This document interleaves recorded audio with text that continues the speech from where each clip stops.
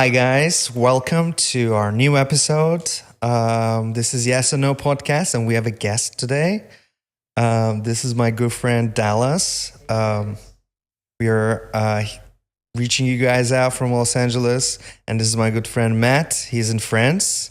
Yeah, what's up? And how are you doing? How is it going? Everything's good.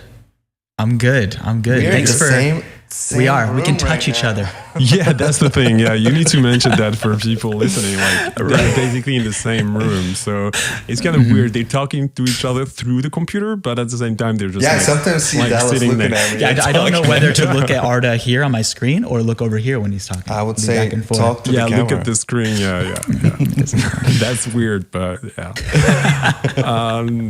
Okay, Dallas, what's up? Can you tell us what you do? You're a musician, obviously, and we work together. And tell us a little bit more about that. Yeah, I'm a musician, singer-songwriter. And yeah, you and I, Matt, have been working together. You've been mastering my stuff, which is sounding awesome. And I appreciate everything you do for me.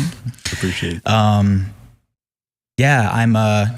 kind of releasing singles right now. My most recent single is called Pink City. Have a show coming up on the 1st of October, so next Tuesday here in LA, playing at the Hotel Cafe. And Where can we find you? Dallas Arbor and the Alien Tea Party is my stuff. I love his name, like especially the Alien Tea Party. How did you come into your mind? The Alien Tea Party, it was like a process. I don't know. There was a few different ones. There's like I'm trying to remember the original one. It was something like the dinosaur alien something. I don't know. It was like a work in progress for a while. And I just wanted a name that kind of encompassed whoever I was working with. You know, instead of just being me, I wanted the name to imply other people as well. No matter who that was, right? Like Matt, I consider you a part of the Alien Tea Party, you know? Like it's whoever whoever's involved, you know? He's an alien, actually. Yeah. But but you can find my stuff wherever. I'm on Spotify and Apple Music and YouTube or wherever. And Instagram, I guess, too. I am on Instagram, yeah. What are some songs on the new album that you really like? Or my most recent release was called Pink City. That was actually a re-release because a few years back I released an album called Pink City, and the song Pink City was the title track. And I actually released that album under my given name. So I have music out there under Dallas Leadham as well, which is my given name. And so I released that album, and it was such a good time making it. We recorded it all analog to tape. It was such a cool experience. But just recently, I was like going through old files on my computer, and I found a demo of the song Pink City that is a different vocal performance. I mean, the whole thing is a different, it's like digital because it was a demo. It's mostly digital versus the final product was all analog. But the vocal performance in particular off the demo was really good, I thought. Better than what the final version's vocal performance was. So I was kind of like, it's really cool that I still have this and I would like to put it out there. So I re-released that song, but it is the demo version of the song. And what's the name of the song? Pink City. Oh, did you do anything else? My next release is going to be a song called "Crying Ain't the Way." Oh, I love that song. I had released it in the past, but I'm currently getting some help from a label that's pushing my stuff. I'm getting some promotional help. What is the genre for people that don't know who you are? I guess it is. I guess it's like, I think it's rock music. A lot of the stuff I'm doing right now is just me and my acoustic guitar. So I guess it's more like folk rock. But my stuff varies a little bit. Like Crying Ain't the Way, there's a band involved. I think it's closer to rock maybe than folk. The song Pink City is there's the kind of a pop element to it even, but yeah, so I kind of just say that it is like soft rock. You know, I don't really do any stuff that's like real heavy, but soft rock / folk rock, I think. I don't know. What do you think, Matt? Like, I'm like always curious. Well, I'm always curious of what people would place my music, like what genre, because like as the artist, I'm not writing thinking, oh, I'm going to write a pop song. I'm going to write a folk song. I just write, and like whatever sounds good in the moment, I run with it. So it's hard for me to kind of put my music into a genre. Yeah, tell us, Matt. I'm curious about your opinion. For me, it's definitely folk, but there's like this specific genre that actually I found for a while, which was definitely notorious at one point, and especially in LA, you had like this guy which was called Joshua Radin, something like that. Yeah. I don't know if you heard about him. I have. But it was kind of making those type of acoustic guitar, and the song were pretty full of emotion, if I would say, in terms of what he wanted to translate, which was not like purely pop, like it was catchy beats or something like that, which was more well written, basically. So I don't know, I would kind of think about that, when I'm listening to your song sometimes. So it just reminds me and put me back in Los Angeles back in 2010 or something. So that's interesting too. Now, I was going to say, I guess I'm also curious a little bit, like since we're going to talk about like art, creating art, and other aspects of art in society and culture. Like I'm also curious, and we maybe talked about it a little bit, but like, what's your process of creating a music? Like process or yeah. Yeah, I think that I do have a process, though I don't think my process was ever really intentional. I think I've just kind of fallen into a pattern in the way that I do things, maybe like what I've kind of just found works. I have a lot of progressions and guitar riffs that I've just kind of collected over the years. Like there are songs that are like mid-process of writing that use guitar riffs that I came up with literally like 11, 12 years ago. And I've just always kind of had them around. And so there's always kind of music floating around. And as far as the lyrics, I like to write without the music a lot. Like I sit down and I'll just write even in like prose form. I'll write like an essay, or like kind of get started on something like a short story, or I'll even just write like a situation or some circumstance. Like I'll go sit at a restaurant or something, and I will just describe what I see. I'll like describe what is sitting on the table in front of me. And many times over the years, I've done that, and somewhere in that page or two of just like description, there will be a phrase, maybe implies something completely unrelated to what I'm describing. But I'm just like, oh, that phrase is kind of nice, and that kind of makes me think of this, and that'll kind of give me a boost, and suddenly I'll have something to say, something to write about. So I have a lot of words and I have a lot of music separate. And then in the evening after work, I will try to put them together. I'll kind of see what fits. I'll see if I have some lyrics, I'll go through kind of the instrumental stuff that I have and see if something fits it emotionally.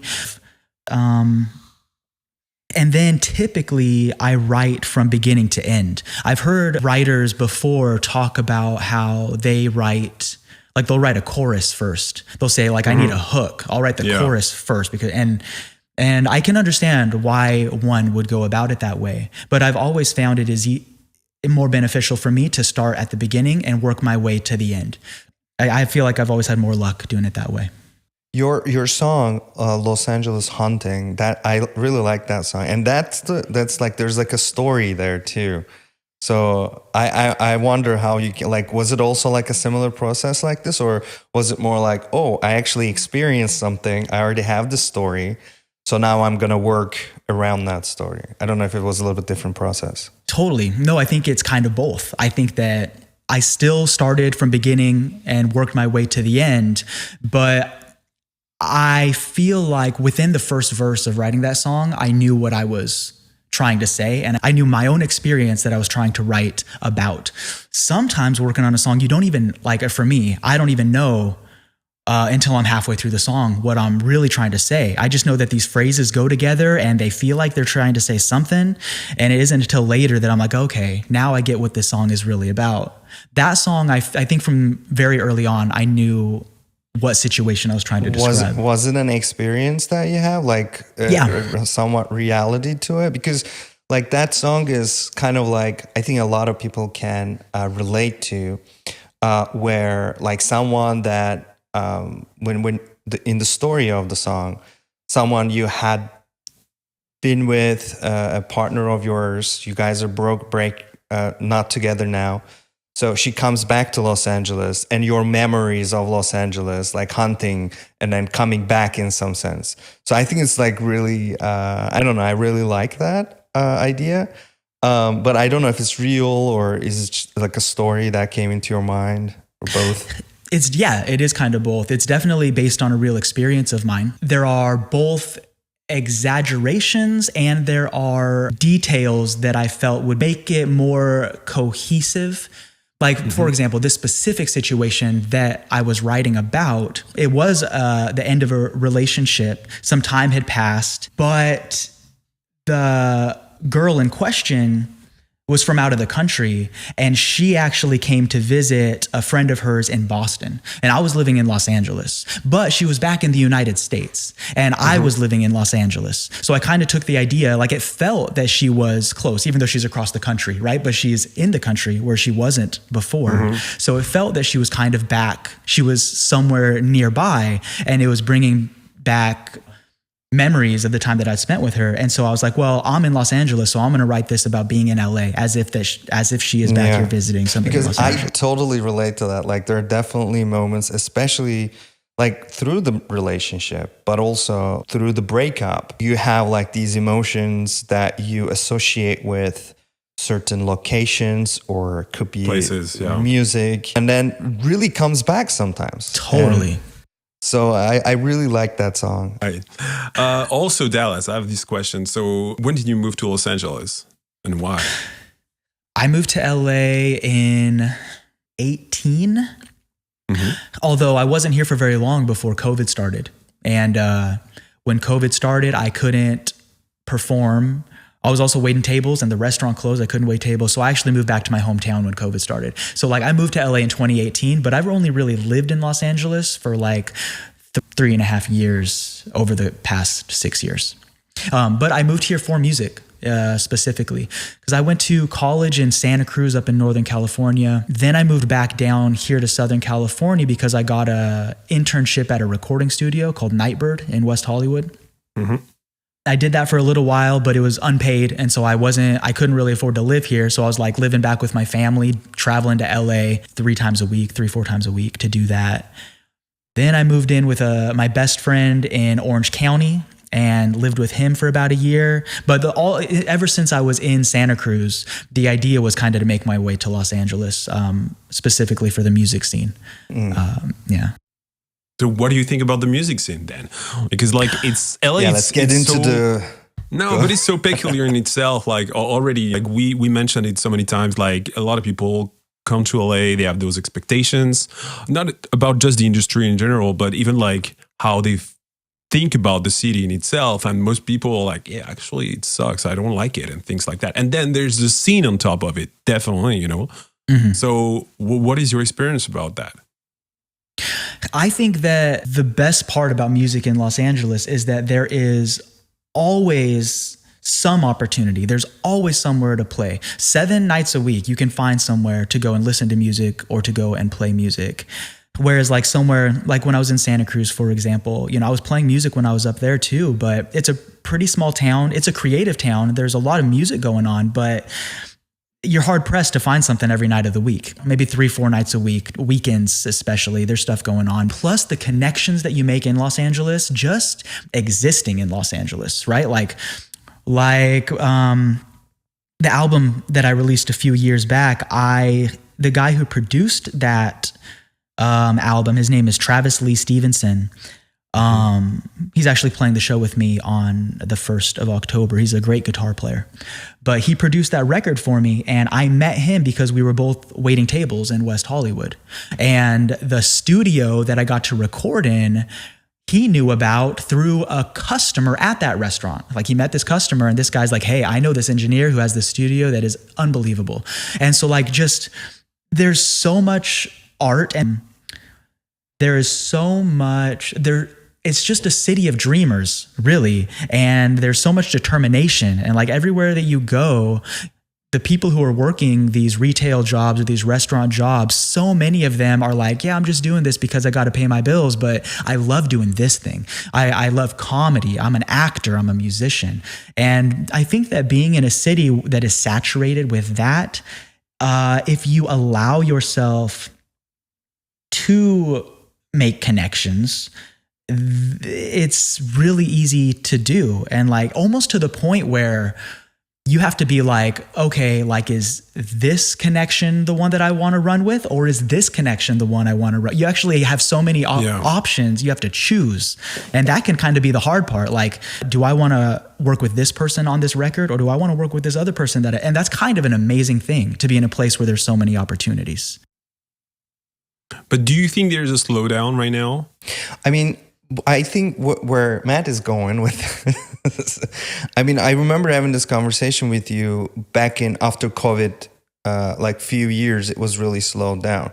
But I think it's coming back now. I think there are, like, as Dallas said, you can still find a lot of people performing or doing things. And there are maybe like artists who are doing their own things and trying to make somewhere, make money. But you can see a lot more right now. Like in 2024, I have been in so many different things, small or big, but there is a lot more. But if I go 2 years before, I think it was like, I don't know, I didn't find a lot of things around. I don't know if it was absent, or I don't know if I didn't have people around me that motivated me or made me realize that I can go to this or that. But this year, 2022, I think it was like before COVID, to be honest. Yeah, I don't know. I think any place is kind of going to fluctuate, you know. I feel like Los Angeles has definitely had its ups and downs as far as a creative, but there's so many people in Los Angeles. I think that if you really are looking for it, you can always find it. I feel like if I have a problem with the Los Angeles creative community, if and like, I don't really find much of an issue in this, but I have noticed it a little bit. I feel like it is a little bit competitive versus collaborative. I feel like if you go somewhere to listen to, you know, a lineup of some unknown folk artists, you go somewhere and listen to 6 folk artists in a row, there isn't a whole lot of like, let's put something together. Let's make something together. Let's push support each other. Yeah. Let's support each other. Right. There isn't, I feel like Los Angeles is lacking in that a little bit. And like, you know, I always think back to like the famous Laurel Canyon scene, right? In like the 60s and 70s, and how all of these amazing artists were attracted to Laurel Canyon, but they weren't like isolated in their own little bubble in Laurel Canyon. They were working with each other. They were going to each other's houses and making music together. And I wish that Los Angeles was a little bit more like that in these times. I mean, we are known by being superficial. Here in Los Angeles? Yeah. No, but actually it's interesting too, because like back in 2005, when I was in the music industry, and I had a music label and all of that, it was exactly that. So I was hanging out with a lot of different bands. Which year you said? 2005. 2005. How old? You are like 52 or something, right? Yeah, fuck off, dude. But yeah, I mean, at that period of time, and I think it was before, you know, Spotify and all that, and then basically the scene, the industry like crashed. There was definitely that type of scene where bands were collaborating all together and supporting each other. They were going to concerts to show that they're there, you're their friends and things like that. And I saw that for a while, and then it stopped. And then in 2010 in LA, you could find that again. There was like this kind of new scene back then, mix of rock and electro music and things like that. And you definitely had like a couple of bands that were trying to support each other, and then just disappeared. I don't know if it's because of streaming and the lack of concert, because there was like huge places, even Los Angeles, that closed down.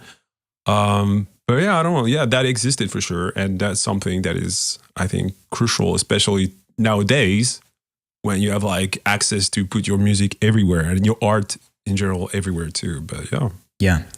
It's almost like the rate of output, the rate of production of music, the way that people can just put together a song in a week and then put it online and for anybody and everybody to hear it, kind of, in a way, I feel discourages collaboration. It's like, let me just do this by myself because I can do this in a week and then get it out there. When you're trying to organize with another individual and have ideas together and put something together, and like, I mean, it shouldn't discourage it because there's so much value in that process and sharing something like that and combining two creative visions together to come up with something new. But I kind of feel like maybe just the rate of output in a way like discourages the collaborative aspect. People don't want to just take their time to do it for the joy of it, but they're like, I need content. So let me just, get down to it. Do you think it's like that all US? Or it's not just Los Angeles, I assume, in that case. Yeah, if it's like the tech is allowing people to do it fast, do you think maybe it would affect other countries or cities too? Or maybe even countries too? I mean, personally, I would say it's like every art in general, art scene. Like, so many times you go on TikTok and then you have like someone saying like, oh, I'm trying to find my audience. And then you're turning around with their new painting that they did or something like that. And then they have like thousands of people liking it. And you're like, what the fuck? That is the most shitty shit I ever saw. But it felt like this social network kind of new, which are more media network, I would say, like Snapchat, Instagram Reels and TikTok. They definitely help you to put things and even push you to put more content out there. And I think it's across industries, and I think it's across the US, everywhere. Yeah, I think that's true. I think right now it is kind of quantity over quality in general. Not saying that that's true for and I think that like high quality material still does stand out, I think. And I think the masses appreciate it. But I think that in general, like people are encouraged to just get as much information out there as possible, as much content out there as they possibly can. And that I think naturally reduces the quality of it. I mean, even like big artists, I think when they are putting a song out, whoever working around them, like for marketing, promotion, creating the music and everything, like at the end of the day, they're trying to reach as much people as they can, a variety of people as they can. So that's why it's like popular, music. But then I think it kind of affects the quality of the product you're creating, because like there's this argument, like, am I doing the art for the people or for the art? Like in some sense, am I just expressing myself because this is my voice and this is how I create and I put it out there and then millions of people listen to it, versus I'm going to create something for the millions of people to listen to it. And I'll obviously putting something from myself too into it, or my voice. But I don't know. I think it affects the quality too. That's why I like to go to more like local artists or artists who are doing their own thing. Maybe they didn't reach to that audience, bigger audience yet, but I find more art in those. But do you think like there's a petition also personality? Because it felt like back in the days, if I would say, I'm not talking like 50 years ago, but you know what I'm saying? It felt like when you were an artist, you took the time to craft what you wanted to put out there, first of all. And then there was like definitely this marketing part, which was more difficult than it is today, which is like you do something and then, wow, one video can just explode and then it's super famous. Cool. But it felt like you needed to have like this almost cult of personality too that goes with what you were expressing to. And it feels like now everybody's blanking sometimes, but at the same time, I don't know if it's actually the opposite, like people create personalities to put bullshit arts to kind of promote themselves or their content more than the art itself, that is qualitative. I don't know. What do you mean by creating a personality? Do you think like they kind of create this persona to be attractive? Yeah, almost, yeah. Just to sell the art that is shit, basically. But maybe that's the part of the art too, that creating that person. I don't know. Maybe. I don't know. Yeah. Because sometimes I definitely feel what you're saying. But I don't know where I remember this, but like Machine Gun Kelly, maybe. Yeah, Machine Gun Kelly. I remember on an interview he was talking about maybe something about like creating a personality that was kind of an important part of his career too. But I don't remember. I think that it kind of depends on intention. Like, I think that if the artist is putting on a persona or building a persona for the sake of sales, I kind of feel like people will catch on to that, and it won't, because that's different than like David Bowie having his eras and his different characters. You know what I mean? Like, that truly was a part of the art. Yeah. And yeah, so I think that it kind of depends on how one goes about it. I know that having a persona, a lot of artists use it as almost like a trick into getting themselves into the creative zone. Like, you mean creating a character, you mean?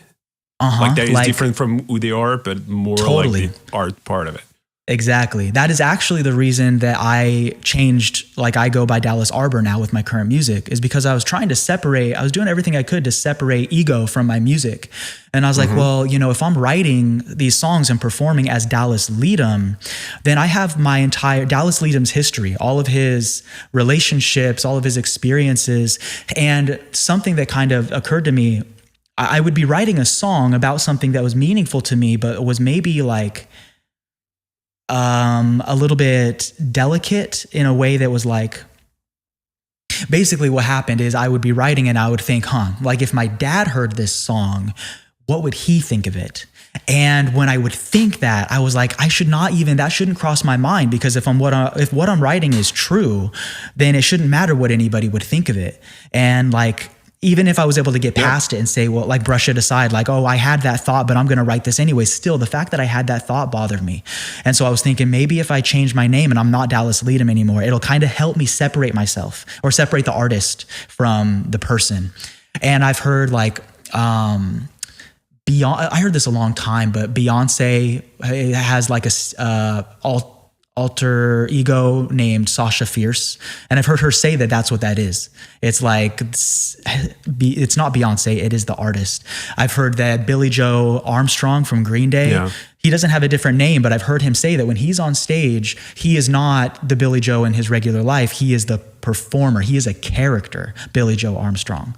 So I think that it's like a common strategy for artists to build a persona for the art's sake, like to help them create more quality content and maybe not worry about what people think or be influenced by their experiences or I don't know. It's also a fine line, because to a degree you want to be you want to be influenced by your experiences. And maybe it's a way to express it too, Yeah, I think there is also like the persona that they're creating. I think that was interesting, the separating the ego part. But I also feel like some characters they're creating are these interesting personalities that might pull your attention. Like they don't put like glasses and a tie and like wear like a Mormon, and that's my art character. Like it's not like a plain persona we're talking about. We're kind of I don't know what type of artist is like doing Mormon tie in a persona. That's what I'm saying. They're not doing it. Okay, yeah. That's you came up with it. I think it's interesting. You don't go a plain character like a Clark Kent looking dude who's like my artist character. You just try to find this attractive persona that pull attention. But don't you think Clark Kent is actually more an artist than Superman? He's a writer, though. Superman is not an artist. Yeah, but Clark Kent, for in that context, sure.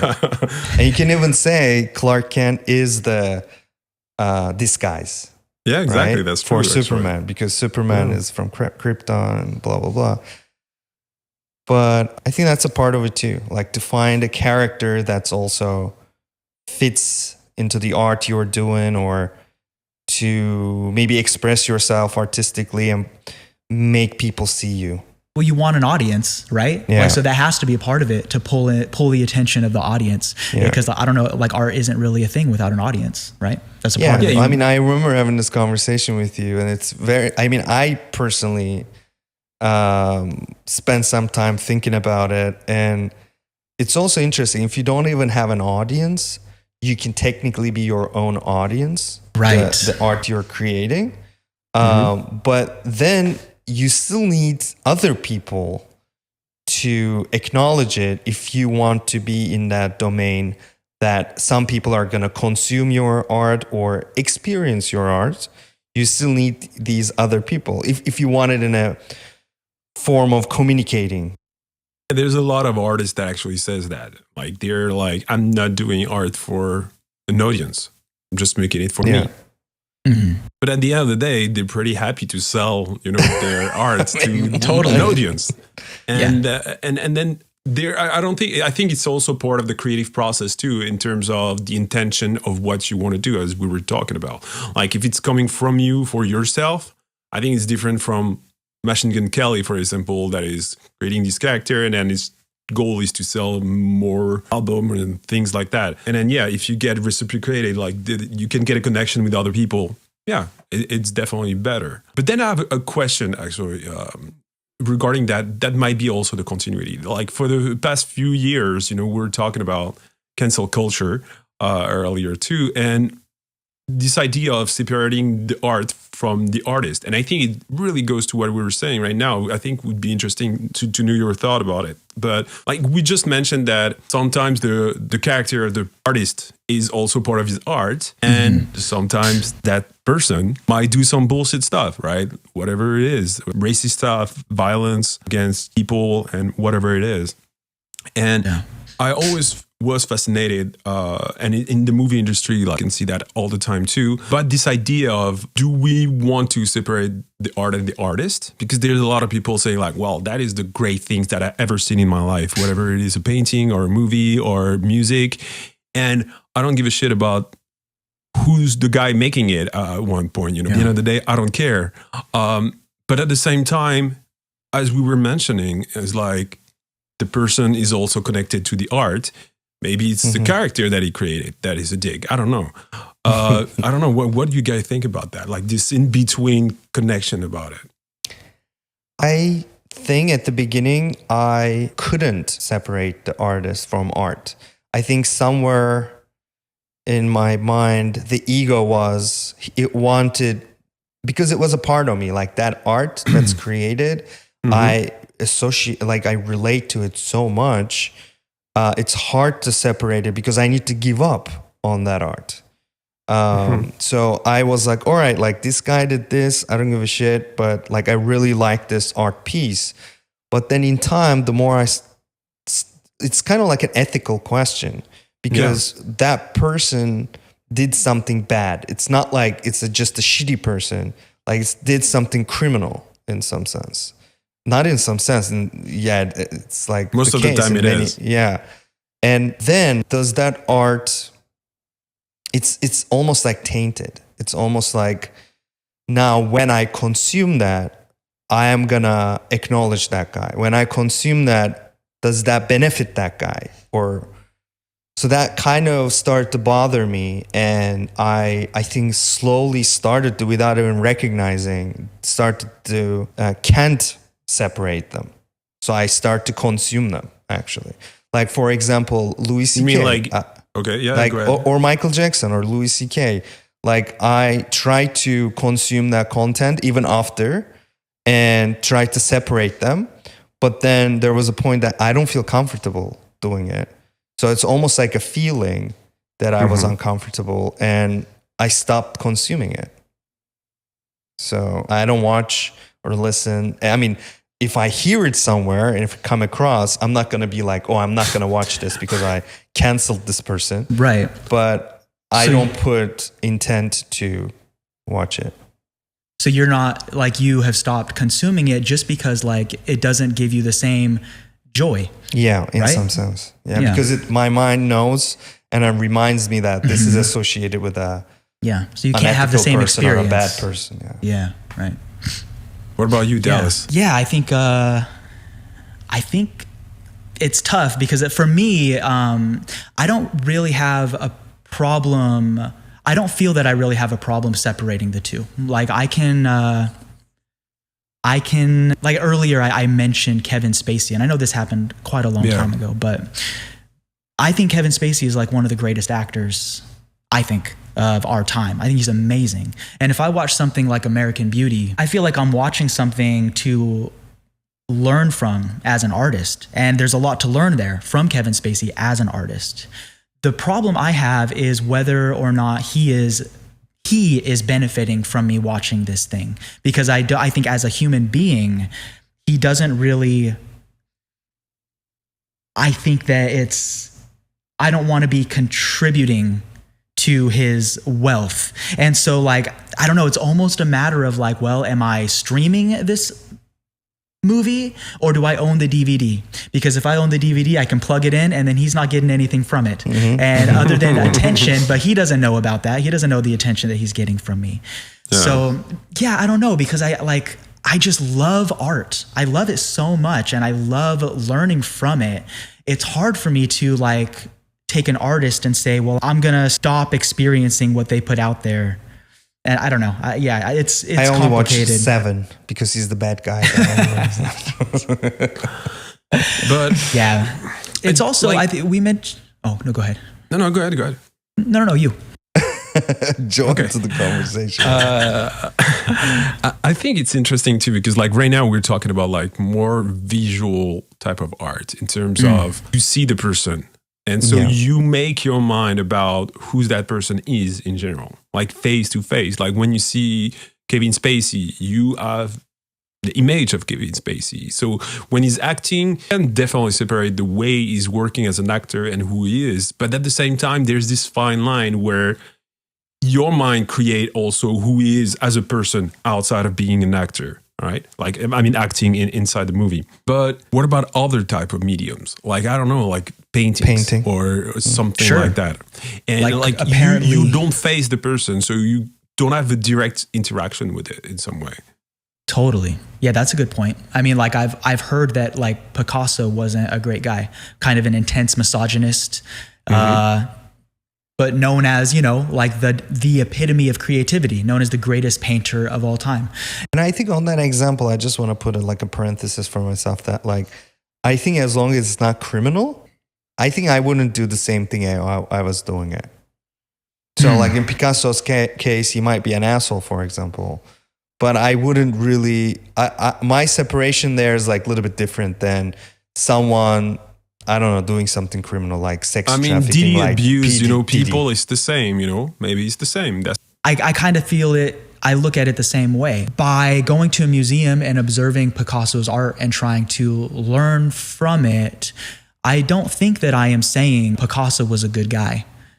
Just like watching Kevin Spacey on the screen, by watching it, I'm not saying Kevin Spacey was a good guy. So I don't know. I feel like personally, I'm able to make that distinction. And yeah, I don't know. I can also understand. I know also that like it can also be maybe a matter of sensitivity and also individual experiences, right? Like I've not been a victim of sexual assault. And I would imagine that somebody who has been would have a different experience when watching Kevin Spacey on screen and knowing what he has done. So it's kind of a matter of individual also, I think. Yeah.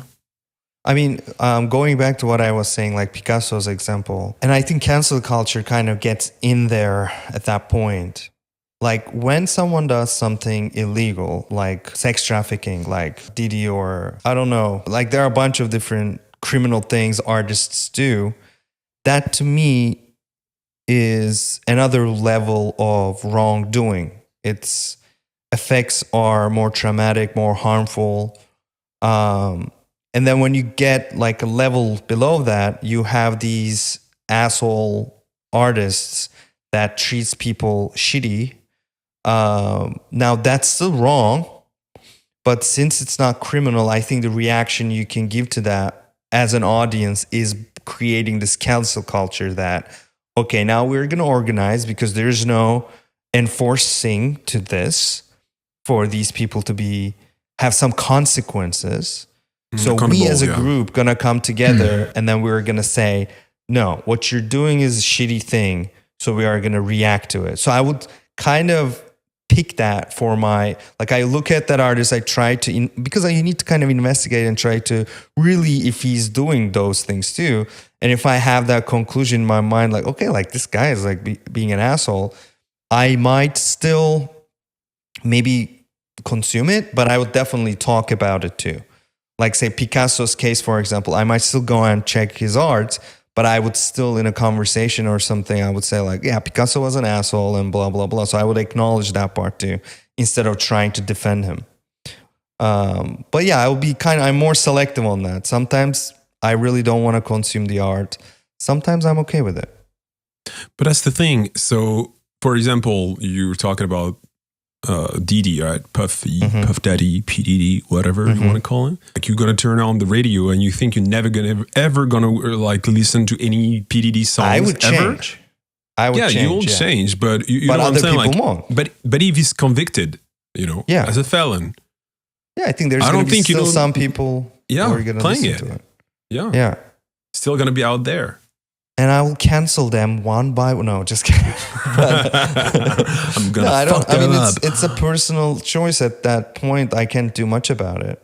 I mean, I will share my opinions and why I'm doing it. But if someone wants to still listen to his song, I will respect that. I mean, sure. I mean, it's so subjective art. Like, it's definitely, you can pick some stuff that are personal to you that Dallas is not going to like, for example, and vice versa, right? And that's the level, I think, of details. As you were saying, Dallas, you know, maybe the emotion that you're going through when you're watching art or doing art, or listening to it. Give you this perception of, are you able to do that separation between the art and the artist, you know, at the end of the day? Because I'm thinking about, like you were talking about Picasso, because I think painting, for example, or sculpture or whatever it is, but like this type of art, I think you can go into details. As you were saying, you can look, you know, really close to the painting and see this brush stroke on it. And you're like, damn, that is so fucking crazy. It's so amazing how it was put together and the way he used this. And that is something that is so genius that you cannot see anywhere else. And at that point, you're like, okay, so then do I dismiss that or this experience or this craftsmanship that I really appreciate that my other friend will not? And then I'm deciding not to ever see it ever again. And I think it also goes through the experience that we have with art in general. I think it's just not a question about like if the person is bad or not. But I think it's a question of emotion. I think Arda, you were saying it like with Louis C.K. I think it's a good example. It's like it was tinted. Like you like his comedy, and then at one point it was like there's this screen in front of it, and you're like, damn, I cannot participate in that because it doesn't have the same taste in some way. Yeah, I think there's nothing wrong with having art. Feeling that art is tainted by something that the artist did. But I think it's up to the individual to recognize that. And if you find that you're unable to appreciate a painting the way that you could have before you knew something about the artist, or you're unable to appreciate a film before you knew this thing about the actor, then that, like, each individual, it's totally within their rights to not experience that thing anymore. They're unable to appreciate it or enjoy it in the same way, you know? But like I said, I think it's up to the individual. And I think that depending on an individual's experiences and perspectives, like there are people who can maybe separate them and like can go look at a Picasso painting and not have that in the back of their mind tainting the art, and they can still sit there and appreciate it. And I think that's okay too. Do you guys associate the art with the artist? And do you guys feel like this is the only person who can create this and nobody else could have? Do you guys like have that uniqueness to the artist too? Because you were talking about the art, for example, that you see these details and it amazes you as like, okay, like this is a very specific thing that this person has came up with. In your mind, do you also that unique method or style or whatever, do you also see that in that person and you go like, this is a very unique person and nobody else could have done it? Personally, yeah. Like personally, I don't. Maybe I think that's why I don't really feel connected to that uniqueness that much. Yeah, I definitely feel that. I feel that in all strains of art, even if you're watching an actor. Like I think that like you watch an actor and you say, well, only that actor could do that way. And that's maybe the difference, because I don't feel like, or I don't think that's entirely true. I think to a degree it's true, but methods and systems I think can come. I think sometimes some people are at the right time and the right place, that certain things were created around them, that they recognized certain things and then put them together and then they have a new thing. But if we're talking about a person like Kevin Spacey acting as a Kevin Spacey, yeah, I mean, because he's Kevin Spacey, I think there's a difference as a person than maybe a method that Kevin Spacey was using is different, because Kevin Spacey took that method from another actor or series of actors, and another actor could have done it. But of course, since it's going to be a different person, it's going to be a different outcome. So a Picasso painting, for example, I can imagine another artist recognizing certain trends and methods at that time and creating this amazing art pieces, but it's not going to be exactly what Picasso created. But I can still see us looking at those paintings and say like, wow, this brush stroke is so good, but it's a different story at the end of the day, or different thing.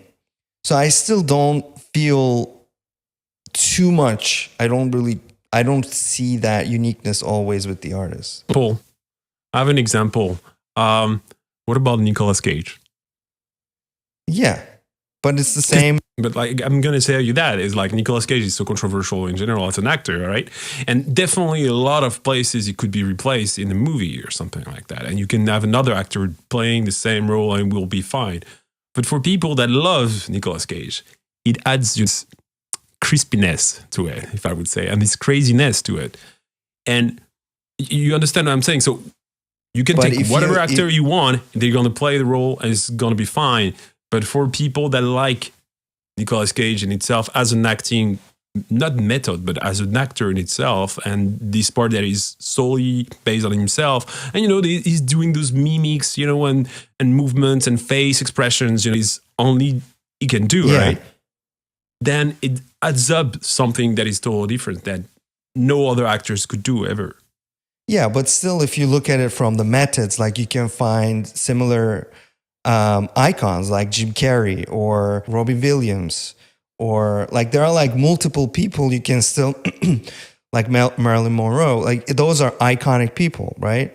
But you can still look at Nicolas Cage's methods. You can see that in other people. Now, I totally understand what you're saying, because I think you can. You like can small find, expressions?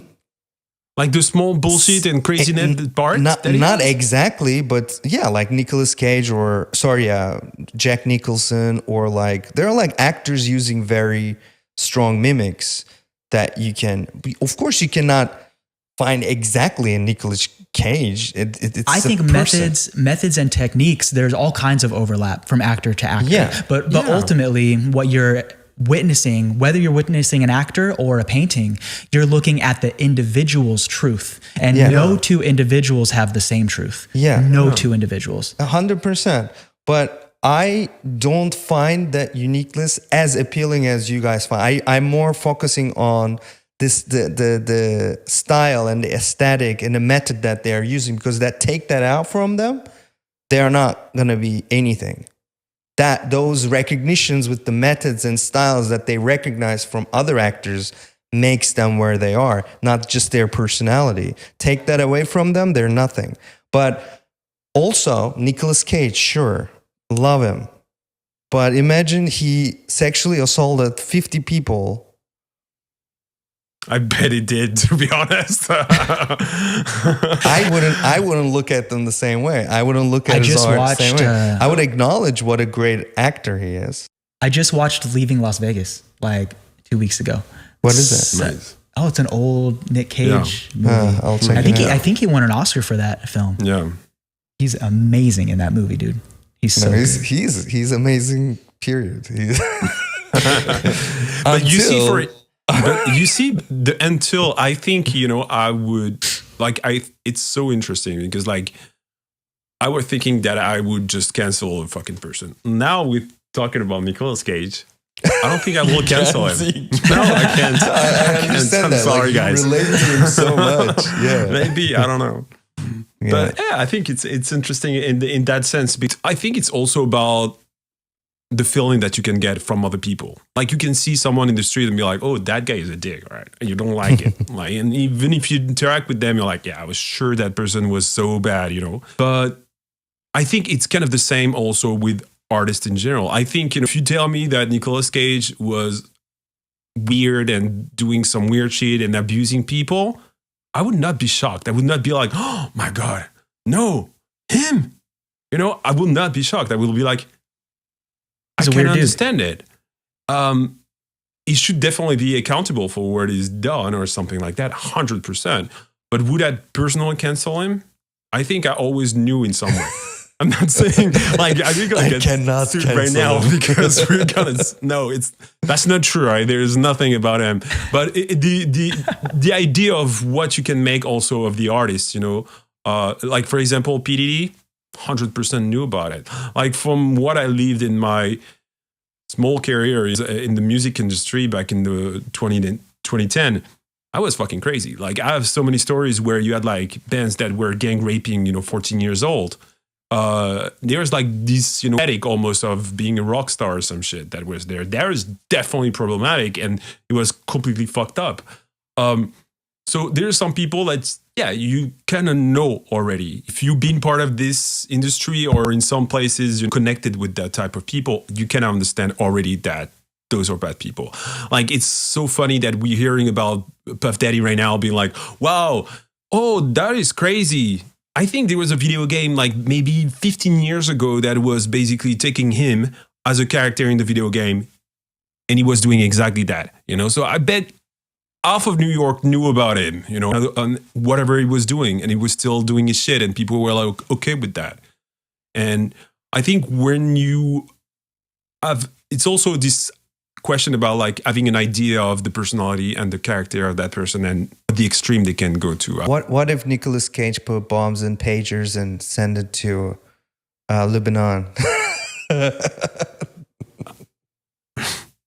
I think you would change your opinion there.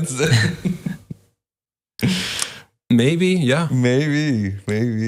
I think he did that he did that on Face Off, all right? But it's so extreme. Come on. He did that on Face Off? Yeah. He was going to blow Los Angeles, so yeah. Yeah, no, Nicolas Cage is like, we cannot replace him. No. Sorry, He's guys. amazing. This podcast episode was about Nicolas Cage. It was a trick, Dallas. Sorry. Okay, Dallas. Can you tell us again where we can find you online and what is your next gig and all that?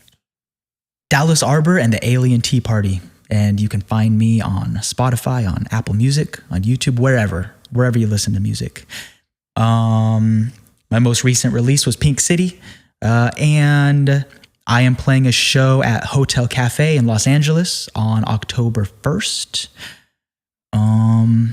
Yeah. Thank you guys for having me on here. This was fun. Thank you. Well, thanks for coming and joining with us. It was really good. Thank you, Dallas. Hope to see you soon. Thank you. I was one of your hosts, Matt, and I was with my good old friend, Arda. You can follow us and find us on social and on Spotify, YouTube, everywhere at Yes or No Podcast. We'll see you in the next episode. See you guys. See you guys. See you Bye, next guys. episode.